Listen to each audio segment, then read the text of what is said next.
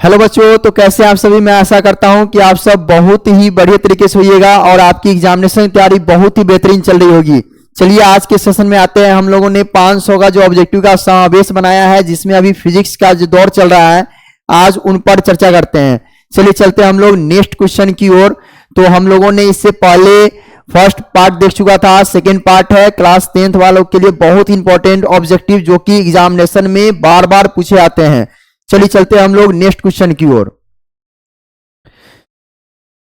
तो आज के क्वेश्चन है, क्वेश्चन नंबर पहला कह रहा है कि ओजोन का आणविक सूत्र क्या होता है। ओजोन का जो है ना आणविक सूत्र, जो ओजोन गैस है ना, उसका आणविक सूत्र क्या है। तो बता दें आपको कि ओजोन का जो आणविक सूत्र होता है O3 होता है। क्या होता है?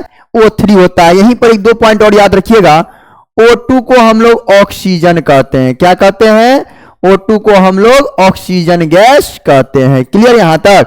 चलिए चलते हैं हम लोग नेक्स्ट क्वेश्चन की ओर। क्वेश्चन नंबर अगला है कि पारिस्थितिकी तंत्र में ऊर्जा का प्रवाह होता है, यानी पारिस्थितिकी तंत्र में ऊर्जा कैसे गमन करते हैं। तो याद रखिएगा एक ही दिशा में। तो जहां पर एक दिशीय हो चाहे एक दिशा हो, वहां पर आप लोग को टिक आउट करनी है। अगला क्वेश्चन है कि प्रकृति में पृथ्वी पर ऊर्जा का सबसे बड़ा स्रोत कौन सा है। यानी प्रकृति में ऊर्जा का ना सबसे बड़ा स्रोत क्या है। सबसे बड़ा स्रोत है ना क्या है।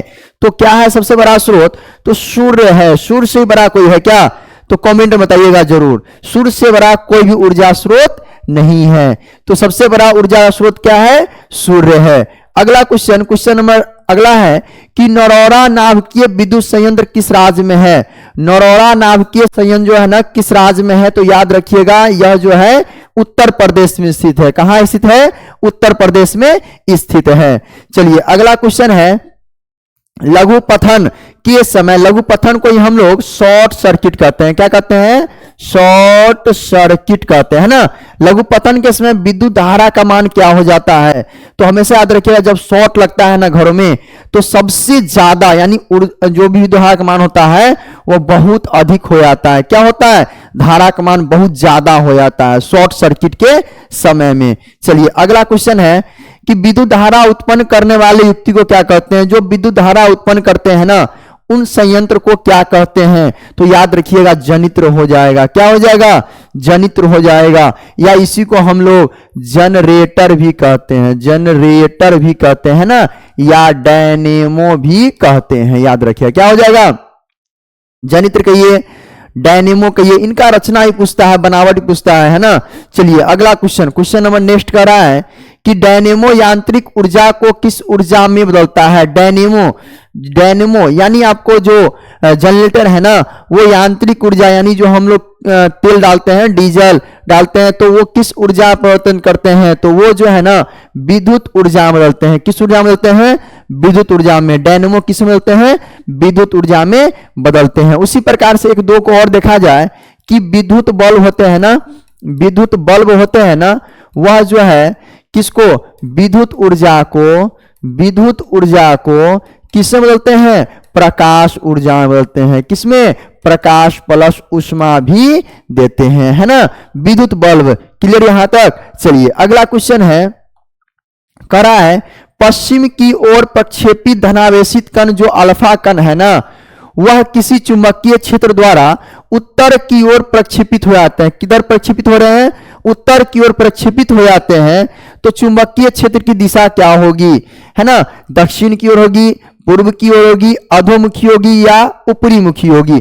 तो हमेशा याद रखिएगा कि इस कंडीशन में जब अल्फा कण जब भी चुंबकीय क्षेत्र प्रक्षेपित किया जाता है ना, तो हमेशा ऊपर की ओर निकलते हैं। तो क्या होगा राइट आंसर?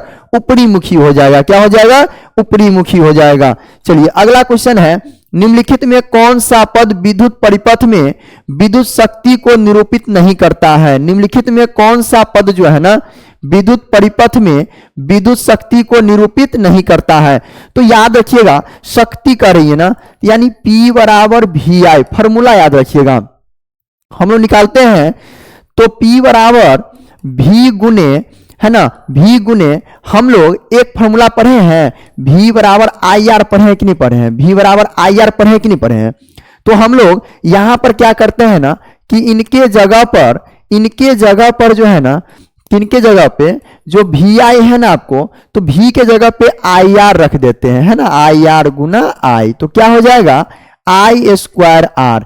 निरूपित आई स्क्वायर आर तो कर रहा है ना, निरूपित कर रहा है नहीं करता है। और आइए और चलते हैं हम लोग, तो P यहां से हम लोग ई फॉर्मूला से, इस फॉर्मूला से एक और फॉर्मूला निकालते हैं ना, P बराबर V इंटू आई बराबर V बटे आर होगा कि नहीं होगा, तो V स्क्वायर बटे आर भी निरूपित हो जाएगा। क्लियर यहां तक, ये भी हो जाएगा ना। और इसके बाद और आइए, तो P बराबर वी आई है ना, उसके बाद आई स्क्वायर आर है, तो यहाँ पे आई आर स्क्वायर जो है नहीं होगा, यहाँ पे आई स्क्वायर आर होना चाहिए, है ना। क्या हो जाएगा यहाँ पे आई स्क्वायर आर, यहाँ थोड़ा मिसप्रिंट है, आई स्क्वायर आर, है ना, आई स्क्वायर आर। तो कौन सा निरूपित नहीं करता है, तो याद रखिएगा आई आर स्क्वायर निरूपित नहीं करता, और बाकी सभी जो है निरूपित कर रहे हैं, है ना। चलिए अगला क्वेश्चन को चलते हैं हम लोग। क्वेश्चन नंबर नेक्स्ट है कि किसी विद्युत बल्ब पर 220 वोल्ट, क्या क्या दिया गया है, गिवन दैट V बराबर है 220 वोल्ट, 100 वाट है, वाट है शक्ति, तो P बराबर 100 वाट, कितना वाट, तो 100 वाट, है ना। तो अकॉर्डिंग टू क्वेश्चन P बराबर फॉर्मूला होता है VI, है ना, P का मान दिया है 100, V का मान कितना है 220 गुने I, तो I बराबर क्या हो जाएगा 100 बटे 220, है ना, कटेगा जीरो से जीरो क्या हो जाएगा जी, कैंसिल हो जाएगा, जीरो से जीरो क्या हो जाएगा, कैंसिल होगा। और यहां पर I बराबर क्या हो गया 10 बटा 22 हो गया, है ना। चलिए अब देखते हैं अगला, 10 बटा 22 निकल गया। यहां पर V बराबर दिया है फिर से 110, और I बराबर हमें निकला है 10 बटा 22 निकला है ना। तो चूंकि P बराबर क्या होता है VI होता है, V का मान 110 गुने ये 10 बटा 22 होगा। अब देखिएगा, तो 22 पंचे, है ना, 22 पंचे कितना होता है 110, और 10 पंचे 50 वाट आंसर हो जाएगा। क्लियर है ना, कितना हो जाएगा 50 वाट हो जाएगा। क्लियर है। इस प्रकार का क्वेश्चन हमेशा बोर्ड एग्जाम में पूछे जाते हैं, ये 2 मार्क्स में ही पूछे जाते हैं। कितने नंबर में, 2 मार्क्स में पूछे जाते हैं। तो ध्यान रखिएगा हमेशा कि 2 नंबर के पर्पज से और ऑब्जेक्टिव की पर्पज से आपको तैयारी इसको हमेशा करना है। चलिए अगला क्वेश्चन है, क्वेश्चन नंबर नेक्स्ट है कि 1 किलोवाट घंटा में किसके बराबर है। 1 किलोवाट घंटा है ना, 1 किलोवाट घंटा, और इसी को हम लोग यूनिट कहते हैं। क्या कहते हैं, यूनिट कहते हैं, या इसी को हम लोग वोट कहते हैं, है ना। तो इनका मान होता है 3.6 गुना 10 के पावर 6 जूल के बराबर होता है, 1 किलोवाट घंटा का मान होता है। चलिए अगला क्वेश्चन है, विद्युत शक्ति का ऐसा मात्रक क्या है। विद्युत शक्ति, शक्ति है ना, तो शक्ति है तो शक्ति का मात्रक क्या होगा, वाट हो जाएगा, और वाट यहां दिया हुआ है ना। इनके बारे में ध्यान रखिएगा, शक्ति का, विद्युत शक्ति का यदि कहेगा SI मात्रक, है ना, तो क्या देना है आपको, वाट देना है, या जूल प्रति सेकेंड देना है ना। और या विद्युत शक्ति का कहेगा व्यवसायिक मात्रक, कौन सा मात्रक, व्यवसायिक मात्रक कहेगा ना, तो हमेशा याद रखिएगा HP देते हैं। इसी को हम लोग ना अश्व शक्ति कहते हैं। क्या कहते हैं, अश्व शक्ति, या इसी को हम लोग हॉर्स पावर भी कहते हैं। क्या कहते हैं, हॉर्स पावर। और 1 HP का मान जो है ना, 1 HP का मान 746 वाट के बराबर होता है। 1 HP कितना होता है, 746 वाट के बराबर होता है। चलिए अगला क्वेश्चन है कि प्रतिरोध का SI मात्रक क्या होता है। प्रतिरोध जो होता है ना, उसका SI मात्रक क्या होता है। तो प्रतिरोध का जो है ना बुआ SI मात्रक होता है ओम। क्या होता है, ओम होता है, और ओम का संकेत ना ऐसे होता है ना, ओम होता है। प्रतिरोध क्या होता है, तो धारा का रुकावट जो करेगा ना वही क्या कहलाएगा, प्रतिरोध कहलाएगा। तो जो भी धारा का रुकावट करेगा ना वो क्या कहलाएगा, प्रतिरोध कहलाएगा। चलिए अगला क्वेश्चन है, किसी चालक की प्रतिरोधकता का मात्रक होता है। तो प्रतिरोधकता का जो मात्रक होता है ना वो ओम मीटर होता है, याद रखिए क्या होता है, ओम मीटर होता है। ये हो गया प्रतिरोधकता का मात्रक, किसका हो गया, प्रतिरोधकता का। यदि ओम है तो हो गया प्रतिरोध का, ध्यान रखिएगा। यदि वाट है तो किसका हो गया, शक्ति का हो गया, है ना। यदि जूल है तो किसका हो गया, कार का हो गया। यदि ओम इनवर्स मीटर इनवर्स किसका हो गया, चालकता का हो गया, है ना। ये सब पॉइंट को हमेशा नोट करके रखा करिए। एग्जाम में हमेशा जो है ना इन सभी क्वेश्चनों से बहुत ज्यादा मात्रा में ना आपको पूछे जाते हैं ना। शक्ति का व्यवसायिक कहेगा तो क्या देना है, एचपी देना है। ऊर्जा का व्यवसायिक कहेगा क्या देना है, ऊर्जा का व्यवसायिक दीजिएगा तो किलोवाट घंटा देना है, यानी इसी को हम लोग यूनिट कहते हैं, इसी को हम लोग वोट कहते हैं, याद रखिएगा, है ना, याद है ना। चलिए अगला क्वेश्चन की हम लोग बढ़ते हैं। नेक्स्ट क्वेश्चन है कि विद्युत बल्ब का तंतु, तंतु का मतलब ही होता है फिलामेंट, क्या होता है, फिलामेंट होता है। अब विद्युत बल्ब का जब तंतु कहेगा किनका बना होता है तो हमेशा याद रखिएगा टंगस्टन। आइए टंगस्टन के बारे में जानते हैं। संकेत क्या होता है इनका, W होता है। यह लगभग 3480 डिग्री सी पर ना पिघलता है, क्या करता है, पिघलता है। कहीं कहीं आपको इनके बदले में 3500 डिग्री सी भी आपको दिया रहेगा, है ना। 2700 डिग्री सी पर आने के बाद यह सफेद रोशनी प्रदान करता है। कैसी रोशनी, सफेद रोशनी प्रदान जो है करता है। नेक्स्ट पॉइंट याद रखिएगा कि विद्युत बल्ब का हीटर का भी पूछता है।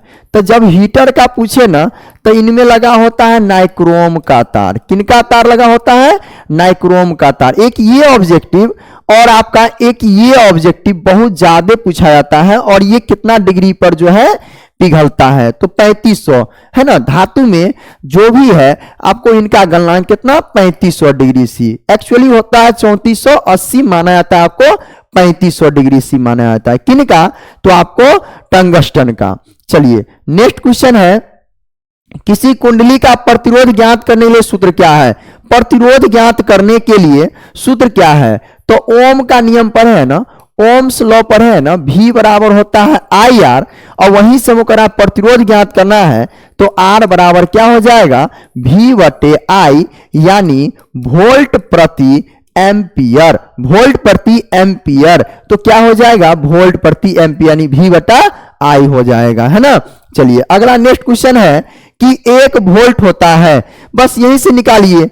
1 वोल्ट का मान पूछ रहा है ना, तो वोल्ट किसका मात्रक होता है, तो विभव का मात्रक होता है, विभवांतर का मात्रक होता है। V बराबर होता है W बटा Q होता है ना। W हो गया कार, और कार का होता है जूल प्रति आवेश हो गया, और आवेश का होता है कूलम।